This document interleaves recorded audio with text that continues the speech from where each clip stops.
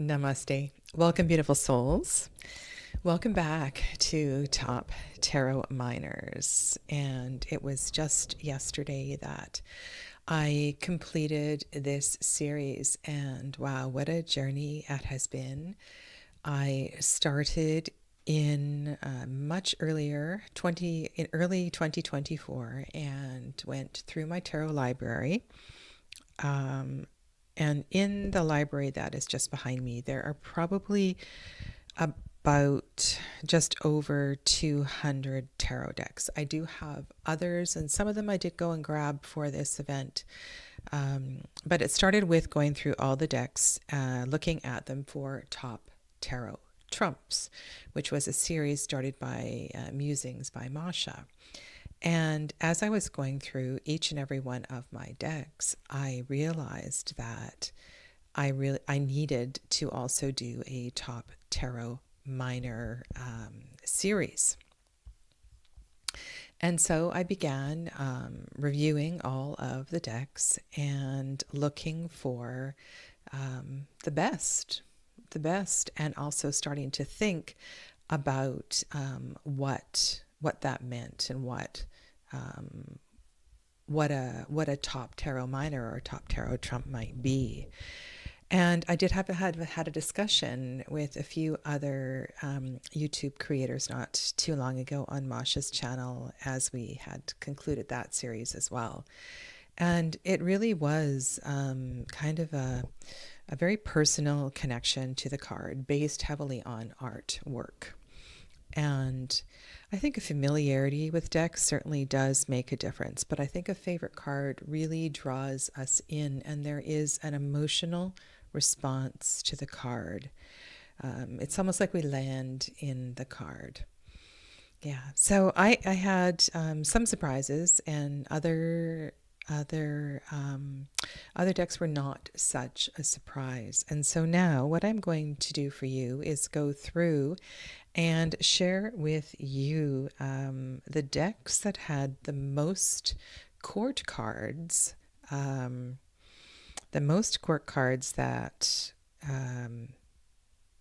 so I'm going to go through them. All right. So there was one deck that had 4 court cards in the 5 decks that had 4, 5, or 6 court cards in top tarot minors. And so I'm just going to share decks with you today. Hello, Shanda, welcome. All right, and this particular deck, Tarot au Ramour Étrange, is a beautiful, kind of moody deck that has been on my little rack over there ever since I got it. And there were 4 court cards in this deck that made it to the top. And this has been a really important deck for my work. There was just been an immediate connection to the energy of these cards. This is one of my favorite lovers cards of all time. And so let me see if I can. Here's an example of a court card. This is the Valet of Bâton, the Page of Wands. I don't think they were one of the winners. Certainly, I'm imagining the Queen of Swords was one. This is a very powerful Queen of Swords. Yeah, so this deck does something different with the court cards, so you should know. There's the Queen of Wands. There's no king in this deck. And just let me put some of these down. There is a valet, so a page.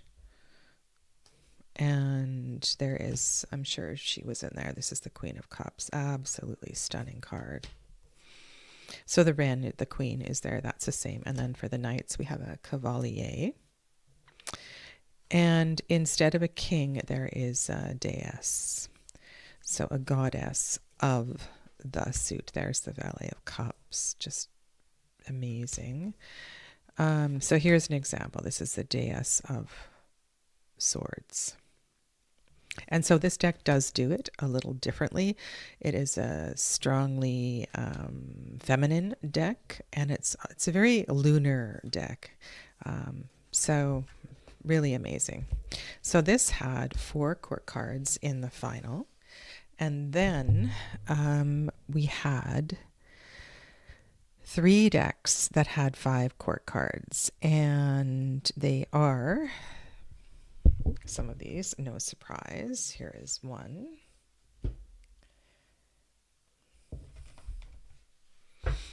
This one is also not a surprise. Ooh, and this lovely little deck here. Okay, so there were 3 decks that they each had 5 court cards in the finalists. And this is the Marielle Tarot and Pagan Otherworlds and Osho Zen. And I have a very special relationship with each of these decks. Have worked with them extensively, and yeah, over many periods of many years. And I know that for this deck in particular, there it seems that people either love it or they hate it. They get it or they don't get it. And I want to say that in working with the Marielle, this is certainly a deck that takes time. It takes time to understand, and I continue to learn and grow with this deck. And especially in the court cards, which is what I'm talking about right now, there are different designations than the majority of decks that I work with. So Marie White does not follow Golden Dawn correspondences. The Kings, for example, this is a knight. Let me get you a king.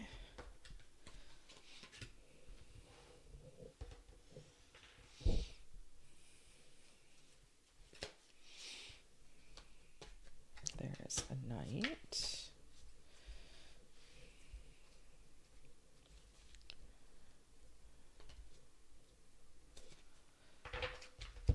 Another knight.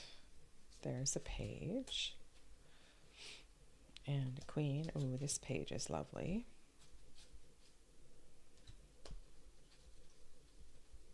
There's a king. Okay.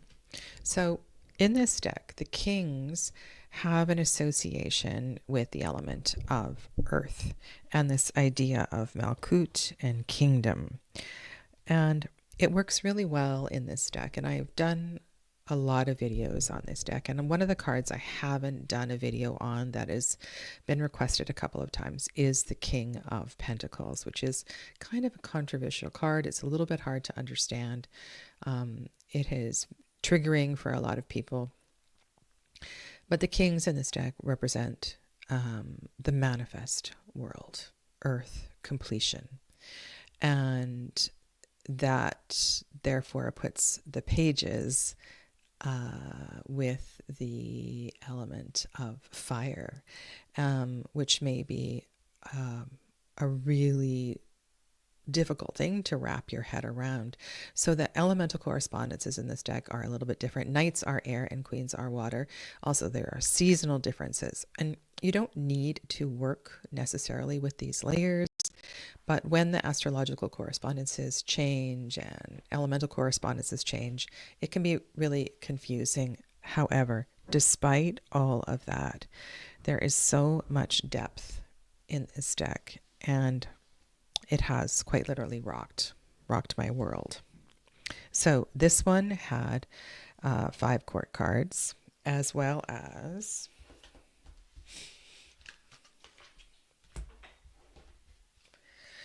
the Osho Zen. So the Osho Zen, I have cut off the titles of this deck, and there are little symbols on the bottom. And when the little arrow goes to the left, it is a knight.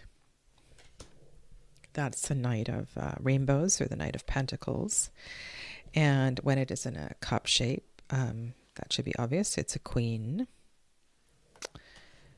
And so that is the Queen of Water, which is a stunning card. And then this page, I did show this page was a winner. When it goes to the right, it's a page. That's the page of rainbows, or the page of earth. And then the kings will be a fire symbol, or a blade. So here's the King of Water, the King of Healing. Another amazing card. So kings have a blade going up, queens have a cup going down. This is an ace. And I worked with this deck exclusively. It kind of found me in a yoga studio, and I decided to give it a really good study, and I did so. I worked with it exclusively for many years. So here you can see pages. That little arrow goes to the right. That's the Page of Fire. And then the other deck that had 5 court cards, that, no surprise,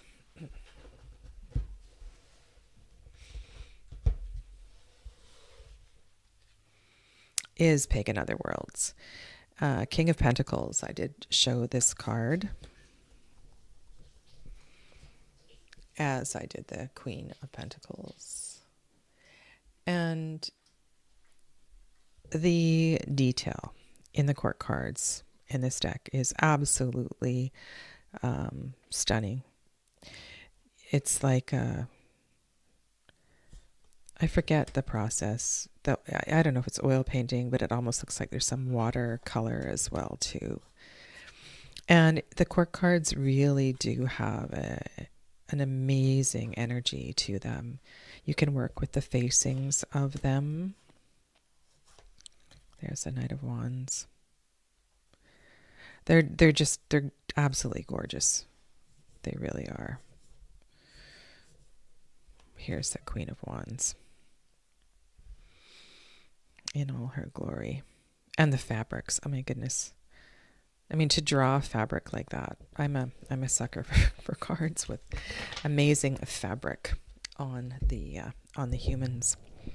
So yeah, so for top court cards, I have I've showed you Osho Zen, Pagan Otherworlds, Marielle, Tarot au Amour Étrange, and this is going to surprise some of you. This deck, the Herb Crafter Tarot, there were so many cards that came through, and this deck also changes up the court card system quite a bit. So these are majors. Let's go to a suit. So here is fire. So we have Adelita of fire, which is the queen. And you don't see faces in this deck, only hands. And so I'll just show you what the court cards are. So Adelita, Adelita are that would be the equivalent of the knights, because Madre is the queens.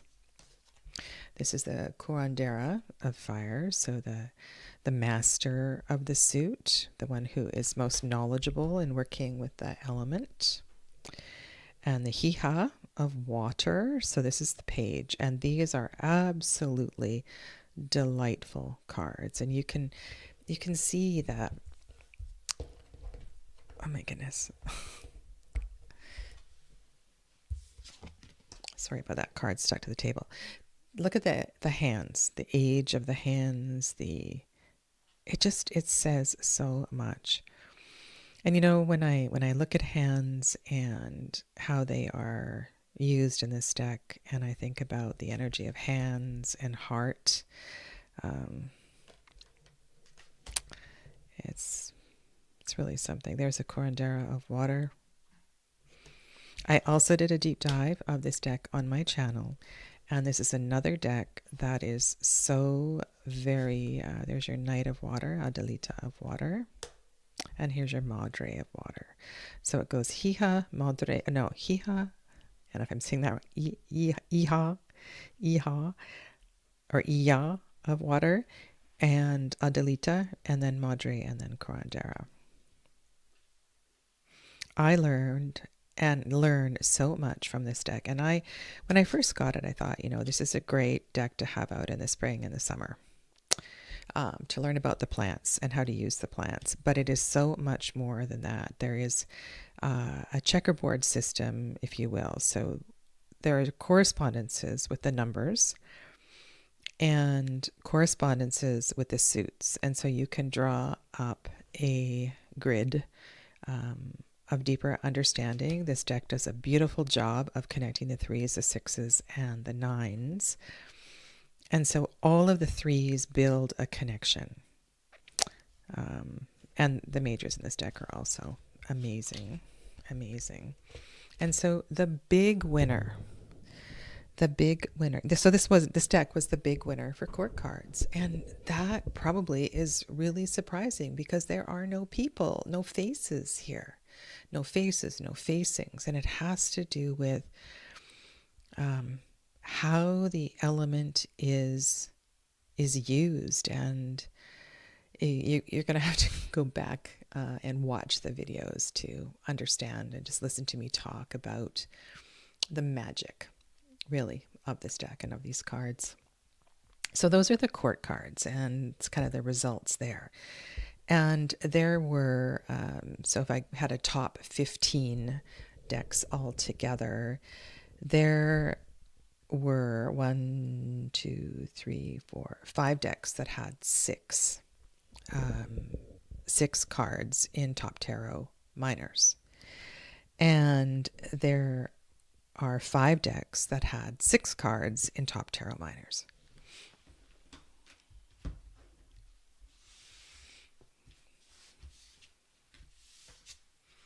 And some of these decks you will see more than once, because obviously if they have that number of court cards, they're going to show up as a finalist.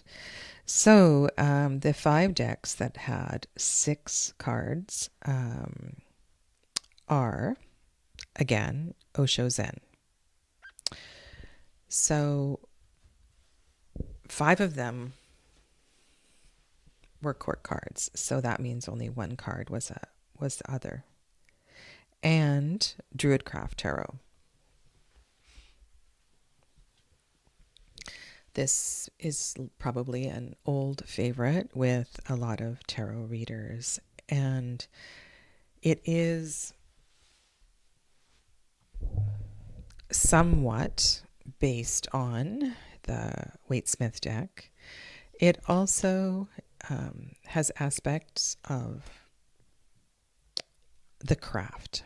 So working with energy, working with the elements, and Druidcraft is a blend of Druid traditions and witchcraft. And it is such a amazing deck, and the paintings by Will Worthington are just beautiful. And if you connect with nature, this is a wonderful deck to have. And so easy, really, to reflect on certain things. Our relationship with parasites, if you will, and how we want to control life. So in the 7 of Pentacles, this person is removing the mistletoe from the tree. And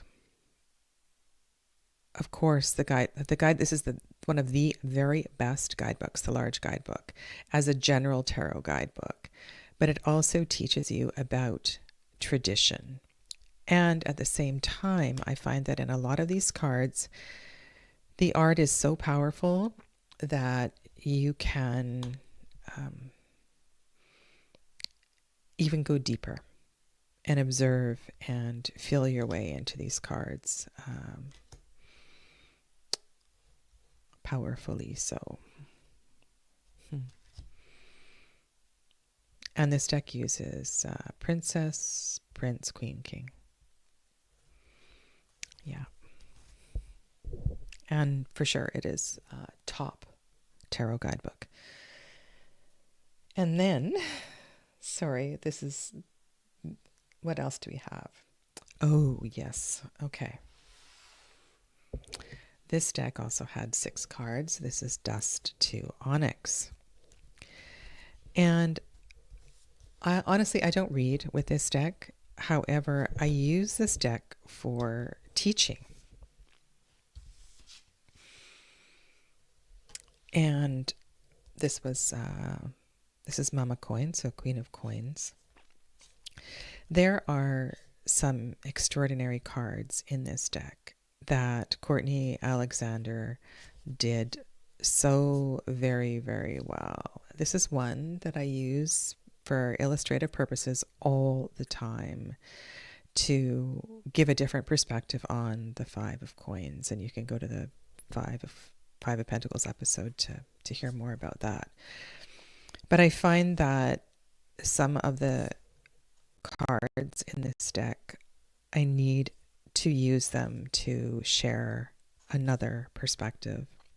And I imagine that one day, if I ever have an opportunity to do a deep dive with every single deck in my library, that this is one that I would love to spend more time with. But I always pull it out for certain cards, and the court cards. It had a lot of court cards in the top as well, too. Okay, so Osho Zen, Druid Craft, Dust to Onyx, Tarot of the She. Tarot of the She. This is another one that people have a kind of a love-hate relationship with. And it's interesting, there was a comment the other day about this deck. Hello, Perry, welcome. And someone was saying that it reflected the energy of the she, but these were actually humans. And the way that I work with this deck is that I'm actually looking at she in all of these. There are no humans in this deck.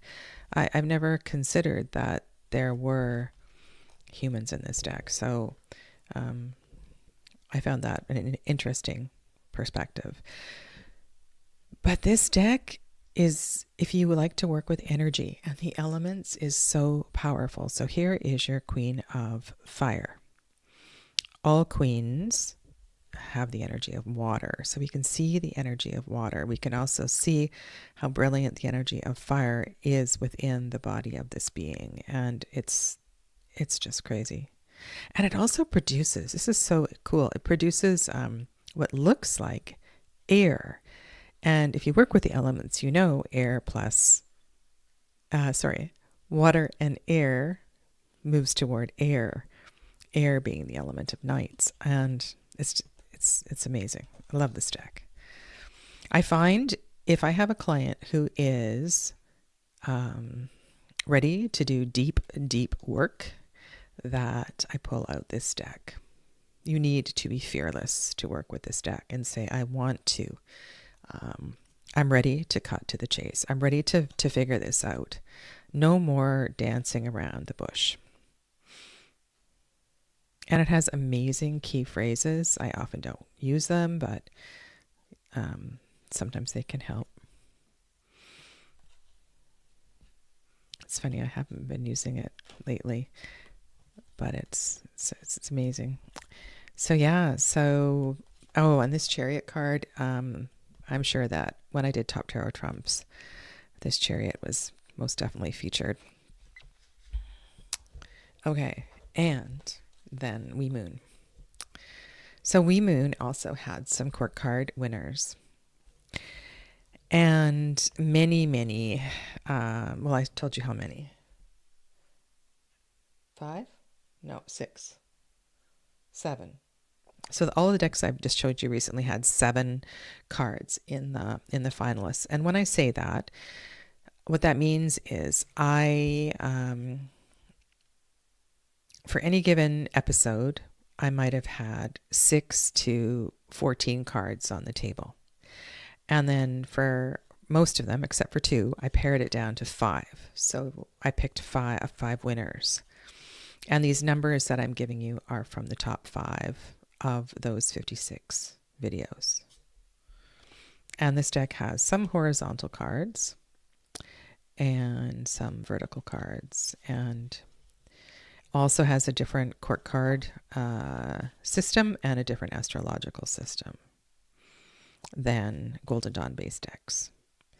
And it is extraordinary. It's based on the curated art of the Wee Moon journals from many, many years.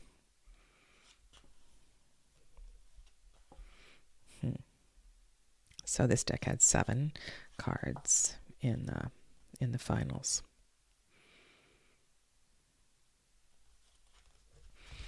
Okay, there was one deck that had 8 cards, and you have already seen it. And that is Tarot au Remords Étrange.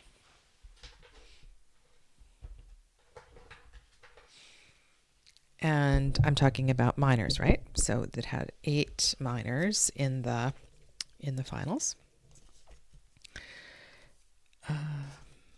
Yeah.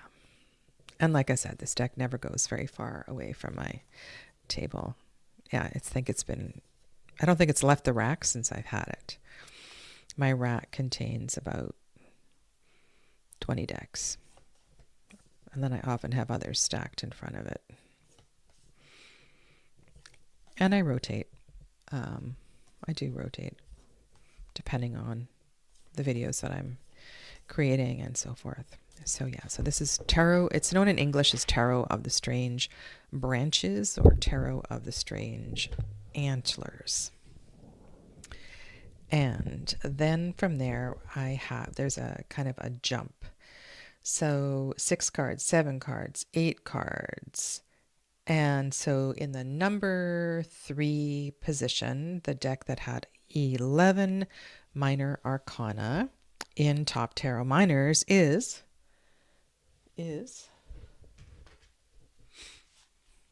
also always in my rack, and that is the Wildwood Tarot. And this is likely one of the cards that made it.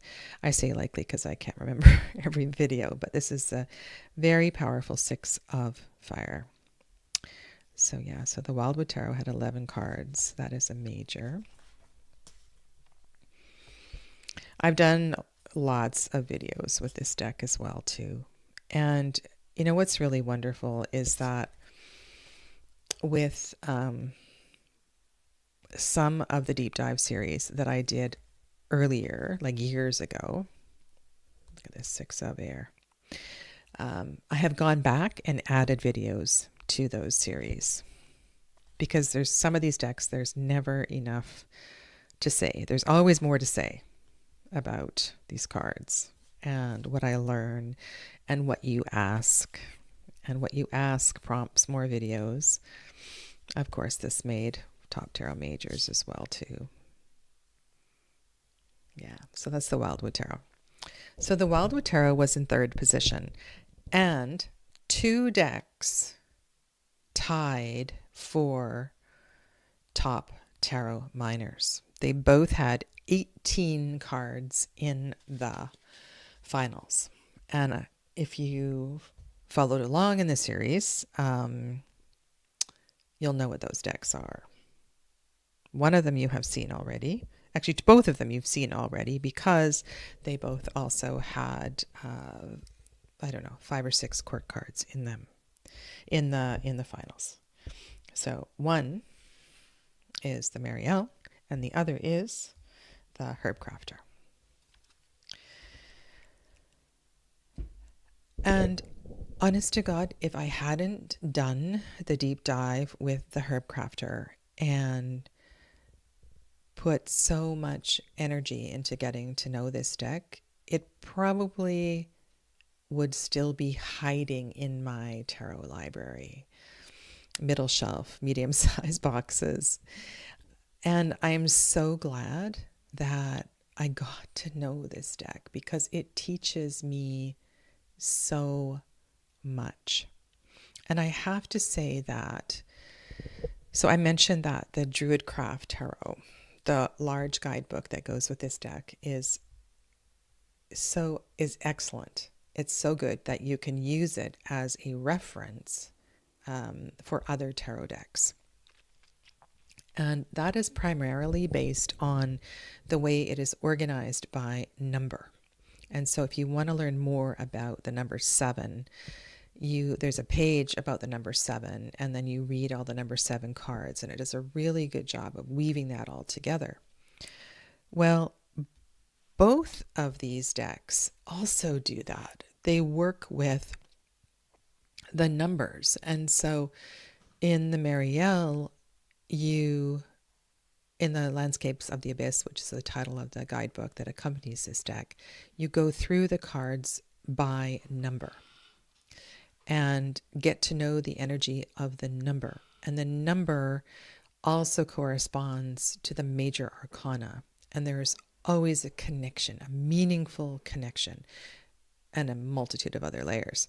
And in the Herb Crafter Tarot, there is also a powerful connection, intention behind all of the cards. So each of the numbers and what it represents is explicitly, carefully, in detail explained. And if you spend enough time with it, it really begins to sink in. And as an example, the number 10s are all connected to composting. So number 10 is ending. It's a cycle. Marie White calls it the wheel of the suit. And in the Herb Crafter, they're the composting cards. They are the recycling of life. And what these two decks do to build connections with numbers is truly remarkable. So yeah, so these are the top 2 decks as far as top tarot miners, and they tied with 18 cards each. So that's quite remarkable, 18 out of 56. And like I said, I chose 5. All of these videos are linked together in a playlist. And you can, if you go to the playlist, which is linked below, you can hop around and see, review the ones, maybe the cards that you don't understand.